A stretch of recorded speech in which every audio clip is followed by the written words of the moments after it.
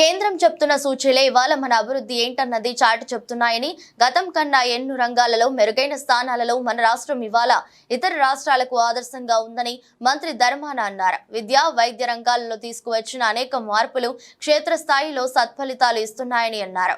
వీటిని చూసి ఓర్వలేక విపక్షాలు అబద్ధపు ప్రచారాలు చేస్తున్నాయని, వాటిని నమ్మే స్థితిలో ఇవాళ విఘ్నులైన ప్రజలెవరూ లేనే లేరని, ప్రజలంతా అబద్ధపు ప్రచారాన్ని తిప్పికొట్టేందుకు ఎన్నడూ సిద్ధంగా ఉన్నారని మంత్రి ధర్మాన తెలిపారు.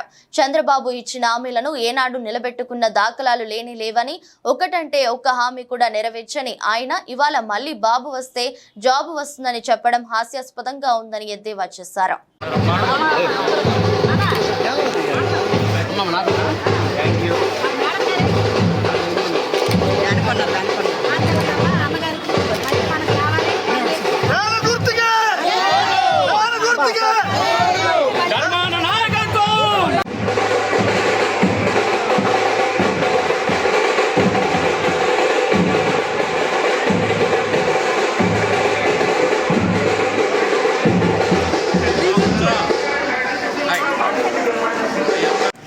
ఇక్కడ నివాసం ఉంటున్నటువంటి వారిని అందరినీ నన్ను కల్పించి మన పార్టీకి సహకరించమని కోరడానికి అవకాశం కల్పించేటువంటి ఏర్పాట్లన్నీ చేశారు. వారికి, వారిలో ఉండేటువంటి పెద్దలందరూ ఇందులో పాల్గొన్నారు. వారందరికీ హృదయపూర్వక నమస్కారం.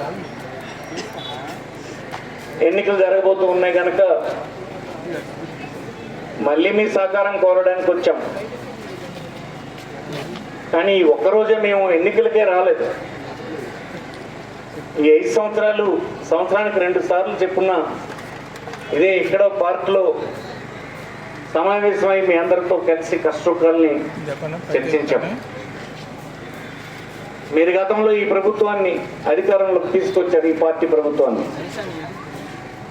ఆనాడు మాట ఇచ్చిన విధంగా అమలు చేస్తున్నటువంటి కార్యక్రమాలు సమీక్షించడానికి, మిమ్మల్ని అడిగి తెలుసుకోవడానికి అనేక సార్లు ఇక్కడున్నటువంటి పద్మావతి, రామ్మోహన్, వైకుంఠరావు, ఇంకెక్కడికి వచ్చినటువంటి ఇతర పెద్దలు అందరూ వచ్చి మిమ్మల్ని కలిసి మిమ్మల్ని ఆదర్శంగా ఈనాడు ఉంది. పరిపాలనలో చాలా సంస్కరణలు తీసుకొచ్చాం. పాలనని గడిచిన కాలంలో ఉండేటువంటి లోపాలన్నింటినీ సరిదిద్దాం. అయ్యో, ఈ సమాజంలో నన్ను ఎవరు పట్టించుకునేవారు లేరా, నా తరఫున అడిగేవారు ఉన్నారా, నాలాంటి అనాథకు గత్యంతరం ఏంటి, నాకు సిఫార్సు చేసేవాడు ఎవడు అనే నిస్పృహలో ఉండే కుటుంబాలకి ఉపశమనం కలిగించడానికి అన్ని పద్ధతుల్ని మార్చేస్తాం. అందుకే మీ ఇంటికి వచ్చి మీరు ఏ రాజకీయ పార్టీకి ఓటేశారో, ఏ కులంకి చెందినవారు, ఏ మతంకి చెందినవారు, మీ వర్గం ఏంటో, ఏ పార్టీకి ఓటేస్తారో అని ఏనాడు సంక్షేమ కార్యక్రమాలు మీకు అందించినప్పుడు మేము ఎప్పుడు అడగమని ఎవరికి చెప్పలే. 2,65,000 కోట్ల రూపాయలు 5 సంవత్సరాలుగా మీ అకౌంట్లకు నేరుగా రాజధాని నుంచి, అంటే విజయవాడ నుంచి మీ ఖాతాకు జమ చేసినాం. మిమ్మల్ని ఎవరు ఒక నయా పైసా అడగల, లేదు మీరెవరికి ఒక నయా పైసా ఇవ్వాల.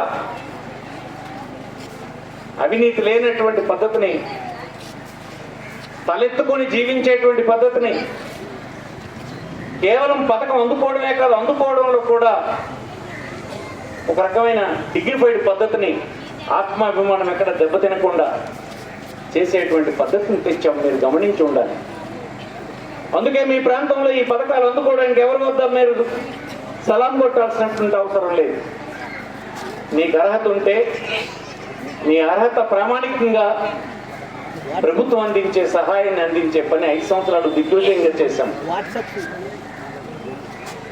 ఎలక్షన్ నోటిఫికేషన్ వచ్చింది ఈవేళ.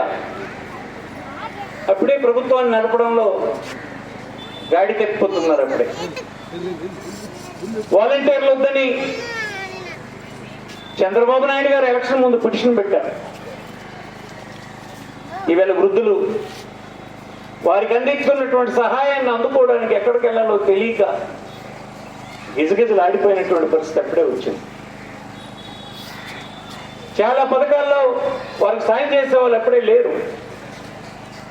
5 సంవత్సరాలు 11 నెలలు హాయిగా సాగినటువంటి మీ జీవితం ఒక్క నెలే జగన్మోహన్ రెడ్డి ఎన్నికలకు వెళ్తే, లేకపోతే ఇక చంద్రబాబు నాయుడు వస్తే మీ అందరి తాలూగా బ్రతుకులు ఎలా ఉంటాయో ఒక్కసారి ఆలోచించాలని ఈ కాలనీలో నివాసం ఉంటున్నటువంటి వారిని